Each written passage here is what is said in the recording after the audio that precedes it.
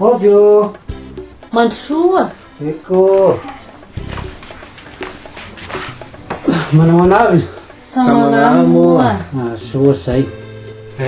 Mahaplaza amintsika minakavy rô fa hitsadragno vao misoma. Dia soa hazo ny andro roa.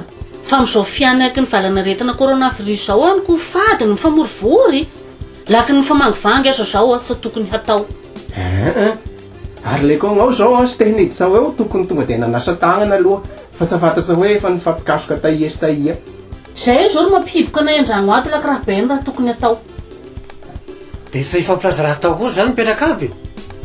Sa dia izay loasa fa mba hiadiana amin'ity valanaretina ty a dia tsy maintsy arahana ny fepetra rehetra tsy mahazo mifamorivory mihiboka an-dragno ary izay koa zao ro mahatonga ny taxi borosy tsy miasa amin'izao fa ireo mpitady sanientana ilaina andavanandro sy andro mahazo mandeha. Raharahara zany. Dia ho fiefan'izao zany dia mpinaingana. Ny fitarongana manao hoe ny soma mpiadana ny faty 11 taona. Sa ho fagnarian-drariny fa efa fandraisanao anjara amin'ny ady amin'ny fianaka n'ity valanaretina coronavirus ity ny fanatanterahana reo fepetra reo. Toko aby zao.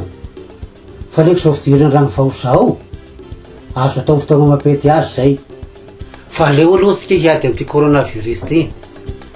Vahoaka malagasy miara-mientana handresy ny coronavirus.